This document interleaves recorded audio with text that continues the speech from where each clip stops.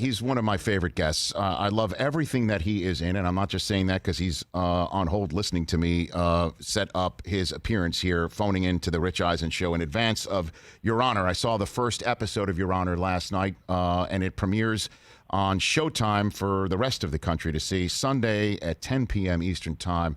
The great Bryan Cranston back here on the show. How are you, sir? I'm good, Rich. It's good to talk to you. It is good to talk to you, too. What have you seen of your? How have you been spending your quarantine? Did you catch the World Series? What are you doing? I guess in your spare time, Bryan. It's been a little crazy year, hasn't it? Yes, it has. My wife and I actually got COVID back in March, very early on. We were very fortunate that our symptoms were mild and got through it without too much difficulty. And God, my heart goes out to everyone who's suffering greatly. Right. Then we had the shutdown for all that time. Sports was strange, wasn't it? It still is kind of strange.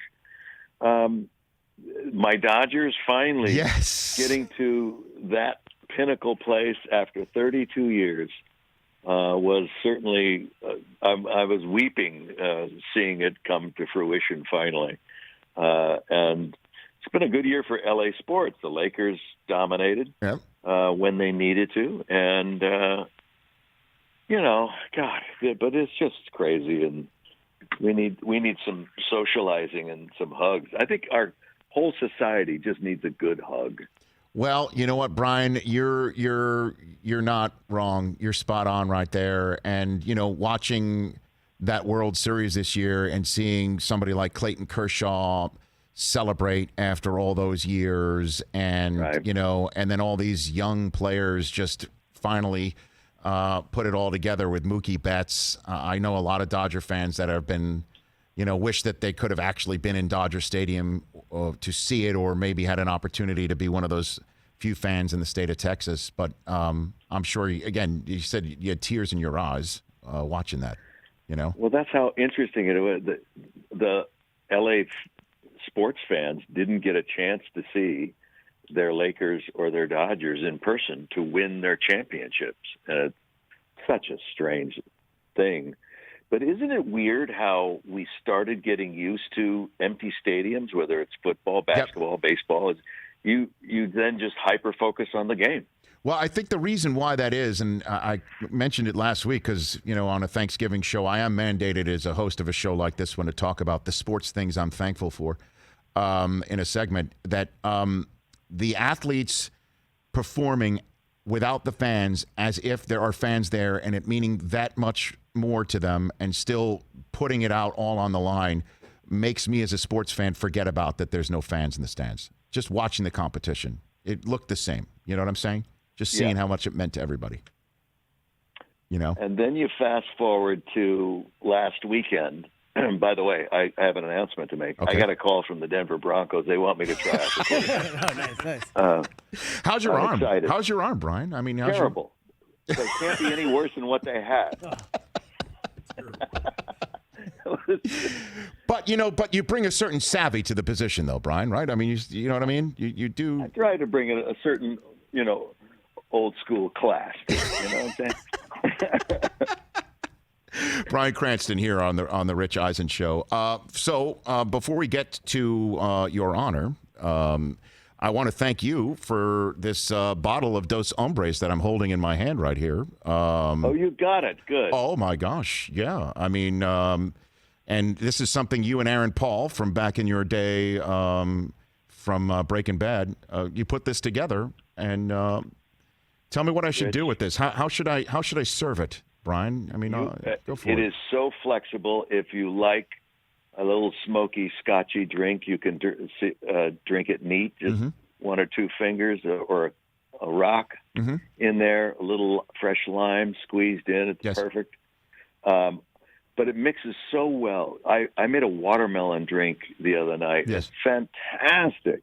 Muddled watermelon with a little lemon, a little squirt of simple syrup, and Dos Hombres. Mezcal, yes, especially Dos Hombres, is just it's just this amazing amazing spirit, and we're doing exceptionally well with it, and we're growing exponentially, and we're very proud of it and happy for it. Drink it in good health and share it. I think we sent you a couple bottles. Yes, you did. The one I'm holding, in case you do have the manifest on you, is batch DH012, bottle 2793. You could scratch that off your manifest. Bottle 2793 is one of our best.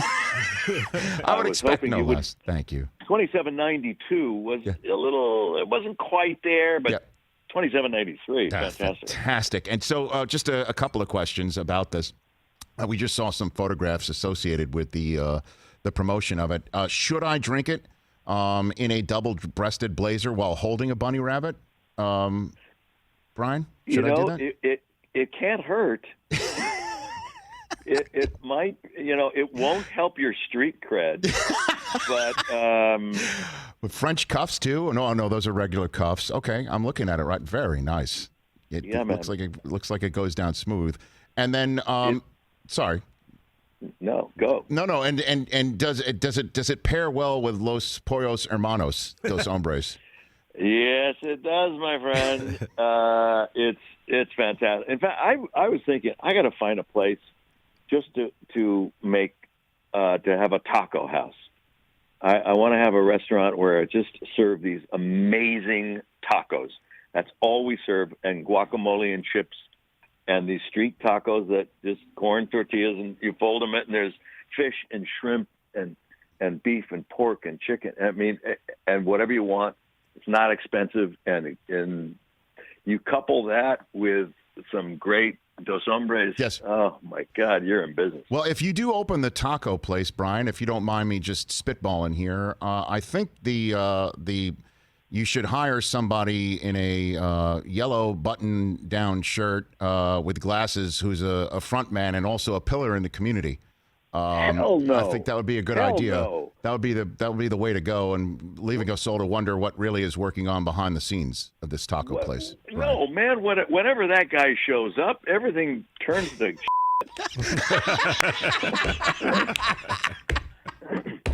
It's terrible. But that's when things begin to get more interesting. You know what I'm saying? I'm just.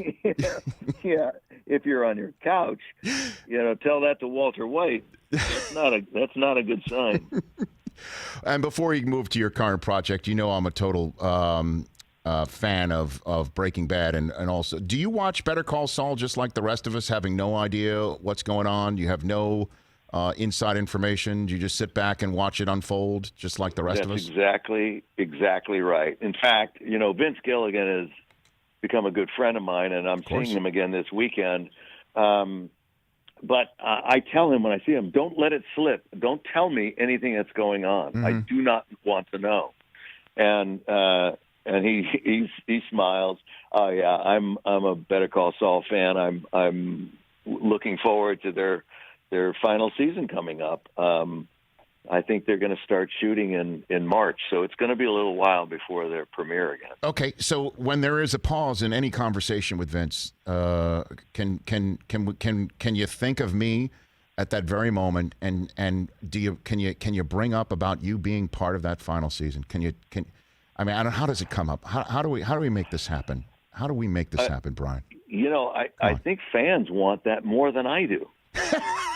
Okay. I'm like, I'll take it. I was so satisfied with the conclusion and what happened to Walter White that it's like, he's dead. Let him rest. And then he pitched me and he said, "Hey Brian, I got this idea. I'm going to continue on with Jesse Pinkman and what happens to him and El Camino." I says, "You won't be in it?" And I said, "Do you want me in it?" He goes, "I really do. I have a couple ideas I want to run by you." I said, "Vince, you don't even have to run the idea by me. I'm in. You want me in it? I'm in it." And so we did that under the cloak of darkness. Right. Nobody knew I was in it. Nobody knew I was even in Albuquerque. For 2 days, I snuck in, shot it, and snuck back out. So you wouldn't mention it on the Rich Eisen Show is basically what you're saying, even if it's already been discussed, is basically what you're saying to me, Brian. Right? It's exactly what I'm saying to you, Rich Eisen. Well, I'll tell you, Drink your Dos Hombres, behave yourself. Okay, very good. I know. Again, bottle 2793 is going to get cracked open.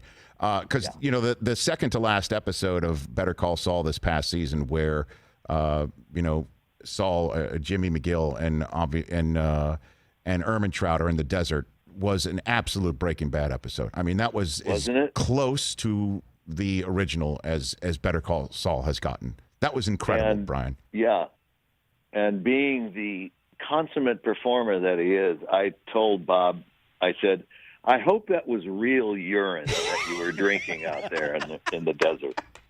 Don't tell me that you faked that. You got to drink your urine, man, yes, or you are not a real actor. And what was his response, Brian? No, I said it was lemonade. Okay, very good. Yeah, that's pulling back the curtain. Let's talk about your current. He did say, yes, but sorry. he did say, yeah. But I made sure it was unsweetened. Man. It's close to the real thing as possible. Let's talk about Your Honor. I saw the first episode last night in advance of it premiering, and I don't know if the word intense even gives it the proper treatment. You playing a judge of the highest reputation, whose son gets into some considerable trouble, and then everything ensues from there. I'd love to just give you the floor as to what people should expect from this show and what drew you to it, Brian. Well, it drew me in with the premise. My son, who is grieving at the loss of his mom, it was a year anniversary of her passing, and he's an asthmatic, and he's driving away from where she was killed, and he's upset. He can't get a hold of his inhaler, and it fell on the floor, and he gets into an accident, and he hits a kid on a motorcycle, and the kid dies at the scene. And my son, who is trembling and trying to get his air himself, panics, and he leaves the scene of the accident. Well, he knows it was a mistake, but it's too late. I get home from my work, and I know he's upset, and he confesses to me what happened. And I say to him in all that dread, we have to do the right thing. We have to turn you in, or else your soul will forever be, stained. So he goes, I understand. And so we drive him to the police station. I'm about to turn him in. I say, wait in the car. Let me set this up, and then I'll come get you. And as hard as that, even that would be, to turn your own son into authorities to go through the system to be tried for hit and run. Oh, while I'm there, I notice two people who are grieving, and they're husband and wife, and I find out from one of the policemen in there that those are the parents of the boy who was killed. And my heart goes out to them. But I also notice and recognize the man. He is the notorious gangster of all of Louisiana. And that guy would find my son and kill him without question in my mind. So I realized at that moment that impulsive decision-making has to be made. And at that moment, I decide I'm not doing this. I can't just let my son become a sitting duck. And I walk out of the police station. My son thinks, oh, it's time to go in. So he gets out of the car, and I tell him, get back in the car. We're leaving. No, Dad, you're right. We should turn to get back in the car. And I tell him what happened, and I go, we're leaving. So from that moment, my life and his life changes forever, because I'm a judge. I'm very noble and righteous. And all of a sudden, I have to start thinking like a criminal. I have to think, how do I create alibis? How do I erase evidence? How do I dismiss or get rid of testimony? How can I manipulate the system to keep my son safe? So there's a definite moral compromise being made. It is harrowing and compelling all the way through to the final episode. So I hope you watch on Showtime. It is starting this Sunday. It is amazing, Brian, and I got to. And the cast again: Michael Stuhlbarg, who plays the aforementioned gangster. Fans of Boardwalk Empire and Fargo will know his work. Right. Isaiah Whitlock from The Wire, his famous line, "I'm not able." I think you actually used the word earlier in this conversation. He's amazing in it. Hope Davis is in everything. and then obviously you. When I saw the scene with you and your son, when your son told you what had happened on the road, I thought of when you were here in person a few times ago, when you were here as part of your memoir, A Life in Parts, that we still have right here on our set, talking about the scene from Breaking Bad where you as Walter White watching Jesse Pinkman's girlfriend, played by Kristen Ritter, pass away, and how that was one of the toughest scenes you've ever had to be part of, because, you obviously thought of your own fatherhood. I'm wondering if that came into play in this scene too. I mean, it was, my wife and I, we watched that scene, we held hands the entire time. I mean, like, because there but for the grace. I mean, unbelievable, Bryan, truly. It's a parent's worst nightmare, and it's our number one responsibility as a parent to protect the life of your child. So if you had to make that decision, everyone I've talked to, and I would imagine you would say the same thing, would you, Rich Eisen, if you thought one of your children was in mortal danger, would you become a criminal in order to save their life? Yeah, I mean, to answer the question, Bryan, I would cook meth too. You know what I mean? Like, so, yeah. It's and that's another kind of parallel that I kind of caught in a way, and I'm sure you must have as well when the script lands on your desk. Is you have these moments in your life that's presented right on your lap that you never saw coming, and how do you react? What do you do? I mean, how do you handle it? What do you do? I guess I'm just attracted to characters who are really damaged. Well, and also, right, and also becoming Jewish for the jokes too, Bryan. We can. It's sustained our people for 3,000 years. You know what I'm saying? Jerry. It offends me as a comedian. It offends him as a comedian, right? Oh my gosh. Oh, it's great, Bryan. Congrats on another winner. Everyone should check out Your Honor, premiering on Showtime on Sunday night at 10 p.m. Eastern Time. Always appreciate our chats and cherish them. Thank you for the call. Looking forward to doing it in person next time, Rich. Absolutely. And thanks again for bottle 2793 talent Aaron Paul. The same thing to scratch batch DH012 off the list. Okay? Perfect. Enjoy it. Thanks, guys. Right back at you. Thank you. That's Bryan Cranston, 4-time Emmy Award winner. Check out Your Honor on Showtime. Hey, you watched all the way to the end. Thanks for that. Watch more right here.